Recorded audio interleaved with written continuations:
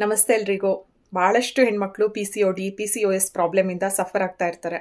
Problem ಏನಂದ್ರೆ complete ಆದ ಮಾಹಿತಿ ಇರೋದಿಲ್ಲ, ರೈಟ್ ಗೈಡೆನ್ಸ್ ಇರೋದಿಲ್ಲ. ಹಲವಾರು ಟೆಸ್ಟ್ ಡಾಕ್ಟರ್ ಬರೀತಾರೆ, ಕೆಲವು ಮೆಡಿಸಿನ್ಸ್ ಕೊಡ್ತಾ ಇರ್ತಾರೆ. ಬಟ್ ಆ ನಾಲೆಡ್ಜ್ ಇಲ್ಲದೆ ಇರೋ ಕಾರಣ ಅವರು ಇವರು ಹೇಳಿರೋದನ್ನ ನೀವು ಕೇಳ್ತಾ ಇರ್ತೀರಿ. ದಪ್ಪ ಇರೋರು ಸಣ್ಣ ಆಗೋದಕ್ಕೆ ಬಹಳನೇ ಪ್ರಯತ್ನ ಮಾಡ್ತಾರೆ, ಬಟ್ ಏನು ಡಿಫ್ರೆನ್ಸ್ ಆಗ್ತಾ ಇರೋದಿಲ್ಲ. ಸೊ ಈ ವಿಡಿಯೋದಲ್ಲಿ PCOS ಬಗ್ಗೆ ಕಂಪ್ಲೀಟ್ ಮಾಹಿತಿ ನಾನು ನಿಮಗೆ ತಿಳಿಸ್ತೀನಿ.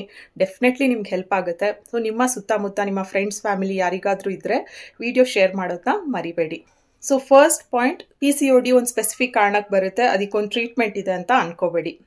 ವಿಧವಾದ PCOD ಇದೆ. ಕೆಲವ್ರಿಗೆ ಜೆನೆಟಿಕ್ ಒರಿಜಿನ್ ಇರುತ್ತೆ, ಅವರ ಲೈಫ್ ಸ್ಟೈಲ್ ತೊಂದರೆ ಆಗಿರೋದಿಲ್ಲ. ಇನ್ನು ಕೆಲವ್ರಿಗೆ ಇನ್ಸುಲಿನ್ ರೆಸಿಸ್ಟೆನ್ಸ್ ಪ್ರಾಬ್ಲಮ್ ಇರುತ್ತೆ. ಮತ್ತು ಕೆಲವ್ರು ದಪ್ಪ ಇರ್ತಾರೆ, ಇನ್ನು ಕೆಲವರು ತುಂಬಾ ಸಣ್ಣ ಇದ್ರೂ ಅವರಿಗೆ PCOD ಇರುತ್ತೆ. ಎಲ್ಲ ಕನ್ಫ್ಯೂಷನ್ ಬೇಡ. ಈ ವಿಡಿಯೋದಲ್ಲಿ ನಾನು most common type insulin resistance type PCOSನ ನಿಮಗೆ ತಿಳಿಸ್ಕೊಡ್ತೀನಿ. ಇನ್ಸುಲಿನ್ ರೆಸಿಸ್ಟೆನ್ಸ್ PCOS ಪೇಷಂಟ್ಸಲ್ಲಿ ಹೆಸರೇ ಹೇಳೋಂಗೆ ಅವ್ರಿಗೆ ಇನ್ಸುಲಿನ್ ರೆಸಿಸ್ಟೆನ್ಸ್ ಇರುತ್ತೆ. ನಿಮಗೆ ಇರೋ PCOS ಇನ್ಸುಲಿನ್ ರೆಸಿಸ್ಟೆನ್ಸ್ ವೆರೈಟಿನಾ ಅಂತ ನಿಮ್ಗೆ ಹೇಗೆ ಗೊತ್ತಾಗುತ್ತೆ? ಫಸ್ಟ್ ಆಫ್ ಆಲ್ ರೋಗ ಲಕ್ಷಣಗಳು. ನೀವು ತುಂಬ ದಪ್ಪ ಇದ್ದರೆ ನಿಮಗೆ ಪದೇ ಪದೇ ಹಸಿವಾಗೋದು, ಕ್ರೇವಿಂಗ್ಸ್ ಆಗೋದು, ಎಷ್ಟೇ ತಿಂದರೂ ಕೂಡ ಯಾವಾಗಲೂ ಸುಸ್ತು, ಲವಲವಿಕೆಯಿಂದ ಇರೋಕ್ಕಾಗೋದಿಲ್ಲ, ಮೂಡ್ ಡಿಪ್ರೆಸ್ ಆಗಿರುತ್ತೆ. ಈ ಎಲ್ಲ ತೊಂದರೆಗಳು ನಿಮಗಿದೆ ಅಂದಾಗ ಇದು ಇನ್ಸುಲಿನ್ ರೆಸಿಸ್ಟೆನ್ಸ್ ಕಾರಣದಿಂದ ಆಗುವಂಥ PCOS. ಹೇಗಾಗುತ್ತೆ ಅಂತ ನಾನು ನಿಮಗೆ ಇದನ್ನ ಎಕ್ಸ್ಪ್ಲೈನ್ ಮಾಡ್ತೀನಿ. ನಾರ್ಮಲಿ ನಾವು ಊಟ ಮಾಡಿದಾಗ, ಎಕ್ಸಾಂಪಲ್ ನೀವು ಇವತ್ತು ಅನ್ನ ಸಾರು ತಿಂದ್ರಿ ಅಂದ್ಕೊಳ್ಳಿ. ಸೊ ಫುಡ್ ಹೊಟ್ಟೆಗೆ ಹೋಗುತ್ತೆ, ಹೊಟ್ಟೆನಲ್ಲಿ ಕರಳಿನಲ್ಲಿ ಎಲ್ಲ ಇದು ಅಬ್ಸಾರ್ಬ್ ಆಗಿಬಿಟ್ಟು ಗ್ಲೂಕೋಸ್ ಆಗಿ ಕನ್ವರ್ಟ್ ಆಗುತ್ತೆ. ಸೊ ಈ ಗ್ಲೂಕೋಸು ನಮ್ಮ ರಕ್ತನಾಳದೊಳಗೆ ಹೋಗುತ್ತೆ. ಊಟ ಮಾಡಿದಾಗ ನಮ್ಮ ಬ್ಲಡ್ಡಲ್ಲಿ ಗ್ಲೂಕೋಸ್ ಜಾಸ್ತಿ ಆಗುತ್ತೆ. ಇದಕ್ಕೆ ರೆಸ್ಪಾನ್ಸ್ ಆಗಿ ಪ್ಯಾಂಕ್ರಿಯಾಸ್ ಎಂಬ ಅಂಗದಿಂದ ಇನ್ಸುಲಿನ್ ಪ್ರೊಡ್ಯೂಸ್ ಆಗುತ್ತೆ. ಬ್ಲಡ್ಡಲ್ಲಿ ಗ್ಲೂಕೋಸ್ ಕಾಣಿಸಿದ ತಕ್ಷಣ ಅದು ಸಿಗ್ನಲ್ ಕಳಿಸಿ ಪ್ಯಾಂಕ್ರಿಯಾಸಿಂದ ಇನ್ಸುಲಿನ್ ಪ್ರೊಡ್ಯೂಸ್ ಆಗುತ್ತೆ. ಈ ಇನ್ಸುಲಿನ್ ಕೆಲಸ ಏನು ಅಂದರೆ, ಈ ಗ್ಲೂಕೋಸ್ನ ಅದು ಜೊತೆಗೆ ಕರ್ಕೊಂಡು ಹೋಗಿ ಲಿವರಲ್ಲಿ ಒಳಗೆ ಬಿಡುತ್ತದು. ಇಲ್ಲಿ ಇನ್ಸುಲಿನ್ ರಿಸೆಪ್ಟಾರ್ಸ್ ಇರುತ್ತೆ, ಲಿವರ್ ಸೆಲ್ಸ್, ಮಸಲ್ ಸೆಲ್ಸ್ ಎಲ್ಲದರಲ್ಲೂ ಇರುತ್ತೆ. ಸೊ ಅದು ಇನ್ಸುಲಿನ್ ಜೊತೆಗೆ ಗ್ಲೂಕೋಸ್ ಹೋದಾಗ ಅದಕ್ಕೆ ಲಿವರ್ ಒಳಗೆ ಎಂಟ್ರಿ ಸಿಗುತ್ತೆ. ಒಂದ್ಸತಿ ಗ್ಲೂಕೋಸ್ ಲಿವರ್ ಒಳಗೆ ಹೋದ್ರೆ ಅಲ್ಲಿ ಎನರ್ಜಿ ಪ್ರೊಡ್ಯೂಸ್ ಆಗುತ್ತೆ. ಓಕೆನಾ? ಸೊ ಇದು ನಾರ್ಮಲ್ ಮೆಕ್ಯಾನಿಸಮ್. ಇದೇ PCOD ಪೇಷಂಟ್ಸಲ್ಲಿ ಇದರಲ್ಲೂ ಅಷ್ಟೇ ಸೇಮ್. ಎಗೇನ್ ನೀವು ಊಟ ಮಾಡ್ತೀರಾ, ಅದು ಅಬ್ಸಾರ್ಪ್ಷನ್ ಆಗುತ್ತೆ, ಗ್ಲೂಕೋಸ್ ಕನ್ವರ್ಟ್ ಆಗಿ ಬ್ಲಡ್ ವೆಸಲ್ಗೂ ಹೋಗುತ್ತೆ. ಆ ಗ್ಲೂಕೋಸ್ ಸಿಗ್ನಲ್ ಕೊಟ್ಟು ಇನ್ಸುಲಿನ್ ಕೂಡ ಪ್ರೊಡ್ಯೂಸ್ ಆಗುತ್ತೆ. ಬಟ್ ಈ ಇನ್ಸುಲಿನ್ ಗ್ಲೂಕೋಸ್ ಜೊತೆಗೆ ಆರ್ಗನ್ಸಿಗೆ ಹೋದಾಗ, ಲಿವರ್ಗೆ ಹೋದಾಗ, ಈ ಇನ್ಸುಲಿನ್ ರಿಸೆಪ್ಟಾರ್ಸ್ ಮೇಲೆ ಕೂತಾಗ ಅದು ರೆಸ್ಪಾಂಡ್ ಮಾಡಲ್ಲ, ಅದು ಅದ್ರ ಡೋರ್ ಓಪನ್ ಮಾಡಲ್ಲ. ಇನ್ಸುಲಿನ್ ರೆಸಿಸ್ಟೆನ್ಸ್ ಇರೋ ಕಾರಣ ಗ್ಲೂಕೋಸ್ ಈ ಆರ್ಗನ್ ಒಳಗೆ ಹೋಗೋಕ್ಕಾಗಲ್ಲ. ಸೊ ಎನರ್ಜಿ ಪ್ರೊಡ್ಯೂಸ್ ಆಗಲ್ಲ. ಸೊ ಆ ಪೇಷಂಟ್ಗೆ ತುಂಬ ಸುಸ್ತಿರುತ್ತೆ ಮತ್ತು ಇರಿಟೇಷನ್ ಆಗುತ್ತೆ. ಸೆಕೆಂಡ್, ಎಲ್ಲ ಆರ್ಗನ್ಸ್ ಏನು ಅಂದ್ಕೊಳ್ಳುತ್ತೆ, ಯಾಕೋ ಗ್ಲೂಕೋಸ್ ನಮಗೆ ಬರ್ತಾ ಇಲ್ಲ. ಇನ್ಸ್ಪೈಟ್ ನಿಮ್ಮ ಬ್ಲಡ್ಡಲ್ಲಿ ಗ್ಲೂಕೋಸ್ ಜಾಸ್ತಿ ಇದ್ರೂ ಆ ಆರ್ಗನಿಗೆ ಗೊತ್ತಿಲ್ಲ, ಅದು ಅಂದ್ಕೊಳ್ಳುತ್ತೆ ಈ ಮನುಷ್ಯ ಚೆನ್ನಾಗಿ ಊಟ ಮಾಡ್ತಾ ಇಲ್ಲ ಅಂತ. ಅದು ಬ್ರೈನ್ಗೆ ಸಿಗ್ನಲ್ ಕಳಿಸುತ್ತೆ. ಹಸಿವಾಗೋಂಗೆ ಅವರು ಮತ್ತೆ ಪದೇ ಪದೇ ಊಟ ಮಾಡೋದು, ಏನಾದರೂ ತಿನ್ನಬೇಕು ಅಂತ ಅವ್ರಿಗೆ ಅನಿಸುತ್ತೆ. ಓಕೆ, ಇನ್ನೊಂದು ಮೆಕ್ಯಾನಿಸಮ್. ಸೊ ಸುಸ್ತಾಗೋದು ಯಾಕೆ, ಇರಿಟೇಷನ್ ಆಗೋದು ಯಾಕೆ, ಹಾಗೂ ಪದೇ ಪದೇ ಹಸಿವಾಗೋದು ಯಾಕೆ ಅಂತ ಒಂದು ಮಟ್ಟಿಗೆ ಅರ್ಥ ಆಯಿತು ಅಂದ್ಕೊಳ್ತೀನಿ. ಈ ಗ್ಲೂಕೋಸ್ ಬ್ಲಡ್ಡಲ್ಲಿ ಜಾಸ್ತಿ ಇರುವಾಗ ಅದು ಇನ್ಸುಲಿನ್ಗೆ ಪದೇ ಪದೇ ಪ್ಯಾಂಕ್ರಿಯಾಸ್ಗೆ ಸಿಗ್ನಲ್ ಕಳಿಸುತ್ತೆ. ಅದು ಹೆಚ್ಚಿನ ಇನ್ಸುಲಿನ್ ಕೂಡ ಪ್ರೊಡ್ಯೂಸ್ ಮಾಡುತ್ತೆ. ಈ ಸ್ಟೇಟ್ನ ನಾವು ಹೈಪರ್ ಇನ್ಸುಲಿನೀಮಿಯಾ ಅಂತ ಹೇಳ್ತೀವಿ.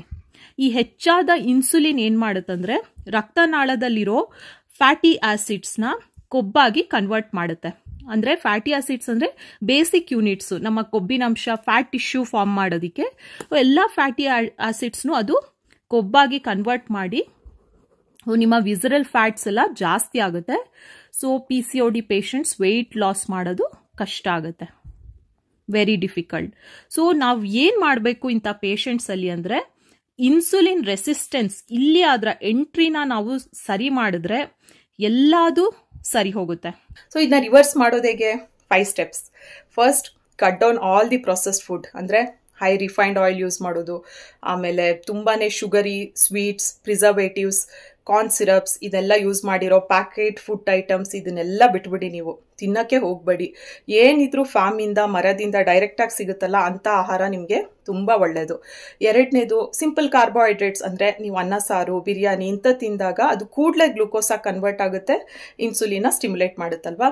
ಸೊ ನಾವು ಕಾಂಪ್ಲೆಕ್ಸ್ ಕಾರ್ಬೋಹೈಡ್ರೇಟ್ಸ್ ಮಾಡ್ಕೋಬೇಕು. ಆಮೇಲೆ ಮುಖ್ಯವಾಗಿ ಪ್ರೋಟೀನ್ ಫ್ಯಾಟ್ ನಿಮ್ಮ ಡಯಟಲ್ಲಿ ಇರಬೇಕು. ಏಕೆಂದರೆ ಪ್ರೋಟೀನ್ ಹಾಗೂ ಫ್ಯಾಟ್ ಗ್ಲೂಕೋಸ್ನ ಪ್ರೊಡ್ಯೂಸ್ ಮಾಡೋದಿಲ್ಲ, ಅದರಿಂದ ಇನ್ಸುಲಿನ್ ಕೂಡ ಸ್ಟಿಮ್ಯುಲೇಟ್ ಆಗೋದಿಲ್ಲ. ಈ ಎಲ್ಲ ಆಹಾರದ ಜೊತೆಗೆ ಫೈಬರ್ ತುಂಬಾ ಮುಖ್ಯ. ಅಂದರೆ ನಿಮ್ಮ ತರಕಾರಿ ಹಾಗೂ ಪಲ್ಯಗಳು, ಯಾವಾಗಲೂ ಊಟನ ತರಕಾರಿ ಪಲ್ಯದಿಂದ ಶುರು ಮಾಡಿ.